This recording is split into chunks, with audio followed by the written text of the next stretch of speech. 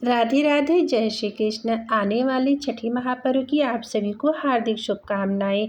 छठी मैया की कृपा आप सब पर सदैव बनी रहे। इन्हीं मंगल कामनाओं के साथ आज हम इस वीडियो की शुरुआत करते हैं। इस साल 2025 में 27 अक्टूबर दिन सोमवार को पूरे विधिवत तरीके से छठ का व्रत रखा जाएगा। यह व्रत 25 अक्टूबर साल 2025 से प्रारंभ हो रहा है और वहीं 28 अक्टूबर साल 2025 को छठ महापर्व का समापन किया जाएगा। 25 अक्टूबर को नहाय खाए होगा। 26 अक्टूबर साल 2025 को खरना किया जाएगा। 27 अक्टूबर साल 2025 दिन सोमवार को छठ का व्रत किया जाएगा। इसी दिन संध्या अर्घ्य दिया जाएगा और 28 अक्टूबर दिन मंगलवार को उगते हुए सूर्य को अर्घ्य देकर व्रत का समापन किया जाएगा और इस दिन व्रत का पारण भी किया जाएगा। आज इस वीडियो में आपको संपूर्ण जानकारी देने वाले हैं कि मासिक धर्म यानी पीरियड की अवस्था में छठ महापर्व कैसे मनाएं, व्रत रखें या ना रखें, पूजा पाठ कैसे करें, अगर घर में अकेले हैं तो किस तरह से पूजा पाठ को संभालें, पूजा पाठ कैसे करें। आज सारी जानकारी आपको बताएंगे। दोस्तों, वीडियो को पूरा ध्यान से देखिएगा, सुनिएगा। देखिए दोस्तों, छठी मैया का जो पर्व किया जाता है इसमें किसी भी प्रकार की भूल चूक को माफ़ नहीं किया जाता है। बहुत ही कठिन व्रत है, बहुत ही सहजता के साथ, बहुत ही सावधानीपूर्वक इस व्रत को हमें करना होता है और विधिवत तरीके से करना होता है। जिस विधि नियम के अनुसार आपके घर में किया जाता है उसी विधि नियम के अनुसार आपको करना है। छोटी सी गलती भी आपको इस व्रत में नहीं करनी है। अब देखिए, बात करते हैं कि पीरियड यानी मासिक धर्म अवस्था में माताएं बहनें किस तरह से छठ का व्रत करेंगी, व्रत रखें या ना रखें। देखिए, आप पहले से व्रत रखती आ रही हैं और इस अवस्था में आप आ जाती हैं यानी आपका पीरियड उसी समय आ जाता है या आपका दूसरा दिन होता है या आप व्रत वाले दिन ही हो जाती हैं या जब आप छठ पर्व की तैयारी शुरू कर रही हैं तभी आप हो गई हैं। अब इस अवस्था में आप कैसे चीज़ों को संभालेंगी, किस तरह से क्या कार्य करेंगी। देखिए, इसमें जो ठोकवा वगैरह बनाया जाता है, जो प्रसाद बनाया जाता है ना, तो चालू रसोई में नहीं बनाया जाता है, क्योंकि देखिए बहुत सारी परंपराओं के अनुसार चालू किचन जिसमें हम रोज़ खाना बनाते हैं ना, वहाँ पर भोग प्रसाद ठोकवा वगैरह नहीं बनाई जाती है।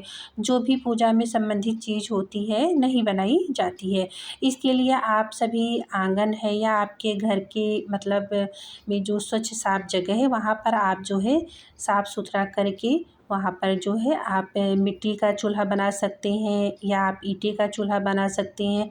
अगर आप नया गैस चूल्हा सिलेंडर रखे हैं तो आप उसका भी इस्तेमाल कर सकते हैं। तो इस तरह से आप स्वच्छ साफ करके आप जो है अलग से ही आप जो है भोजन बनाएंगे और जो भोग सामग्री है वो भी आप बनाएंगे। भोग सामग्री में जो हम ठेकुआ, पूड़ी, पकवान, पीठा वगैरह बनाते हैं, सारी चीज़ें जो है हम उसी चूल्हे पे या गैस का जो चूल्हा हमें रखा है हमको उसी पे बनाना है। तो इन सब चीज़ों में आपको ये सावधानी ज़रूर बरतनी होगी। अब दोस्तों देखिए, हम बात करते हैं कि मासिक यानी पीरियड की अवस्था में अगर आप हैं तो छठ पर्व में आप अपने कुछ रिश्तेदार को बुलाते हैं और उनको भी पता होता है कि छठ पर्व जो है वो कैसे किया जाता है और एक हफ्ते पहले से तैयारी वगैरह जो है वो शुरू हो जाती है।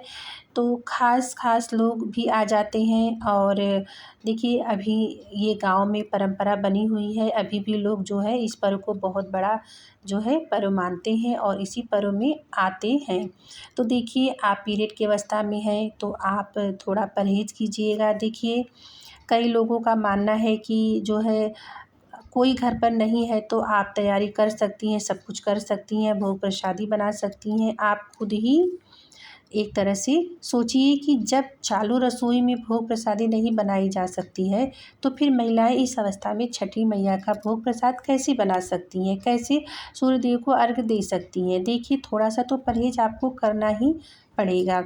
अगर आपका जो है छठवां सातवां दिन है और आप पूरी तरह से साफ स्वच्छ हो गई हैं तब तो आप तैयारी कर सकती हैं और सूर्य देवता को भी अर्घ्य दे सकती हैं। किसी भी प्रकार की इसमें कोई परेशानी नहीं है। लेकिन पहला, दूसरा, तीसरा दिन है तो आपको ना ही भोग प्रसाद बनाना है, ना गेहूँ वगैरह धुलना है और जो है आपको तो थोड़ा परहेज कर ही लेना है, क्योंकि देखिए बहुत कठिन, कठोर और बहुत ही पूजनीय व्रत होता है। देखिए ख़ास तौर से महिलाओं को इन अवस्था में है तो वे इन चीज़ों का विशेष ध्यान दें। देखो ठेकुआ भोग प्रसादी ना बनाए, फल वगैरह को स्पर्श ना करें, डाला सूप ना तैयार करें, तो इस सब चीज़ों का ये विशेष तौर पर ध्यान दें। बस आपको जो है व्रत निरंतर करना है। आप पहले से व्रत रखती आ रही हैं तो व्रत को आपको बीच में छोड़ना नहीं है। आपको व्रत करना ही करना है। अपने रिश्तेदारों से बात करके उनका सहयोग ले सकते हैं।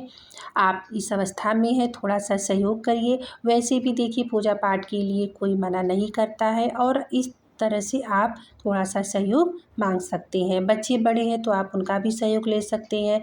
पति से मदद ले सकते हैं, वे आपकी पूजा पाठ में सहयोग प्रदान कर देंगे। लेकिन आपको खुद से कुछ नहीं करना है। अब कई लोगों का देखिए यह मानना होता है कि छठी मैया है, माता की पूजा करनी होती है तो हम कर सकते हैं। मतलब देखिए पीरियड अवस्था में है, हम कर सकते हैं, देखिए कैसे कर सकते हैं? क कई वीडियो में मैंने सुना है, कई लोग कमेंट्स करते हैं कि हमारे यहाँ तो इस अवस्था में भी किया जाता है। देखिए वो आपके घर का कुछ ऐसा होगा जो कर लिया जाता है, लेकिन यह बहुत बड़ी पूजा होती है।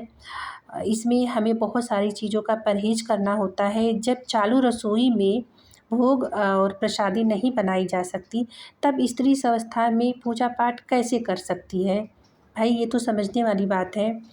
तो देखिए आप अपने रीति धर्म के अनुसार कर सकती हैं, लेकिन मैं आपसे आग्रह करूँगी कि अगर आप इस अवस्था में हैं तो आपको इन चीज़ों से परहेज़ करना ही चाहिए, गलती ना करें। इन बातों का आप विशेष ध्यान दें कि आप इस अवस्था में हैं तो आप लोग पूजा का कार्य ना करें और ना चीज़ों को तैयार करें, डाला सूप ना तैयार करें, डाला सूप में ना भरें, भोग प्रसादी ना बनाएं।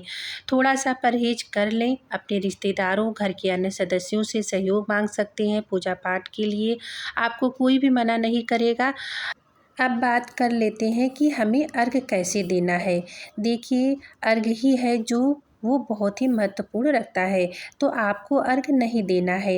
अगर आपका छठा दिन हो गया है, आप पूरी तरह से साफ स्वच्छ हो गए हैं, आपका मासिक धर्म पूरी तरह से समाप्त हो गया है, तब तो आप जो है घर पर जा कर के या जिस तरह से भी आप घर पर अर्घ देते हैं तो घर पर अर्घ दे दीजिए। और अगर घाट वगैरह जाते हैं तो आप जो है घाट में अर्घ दे सकते हैं।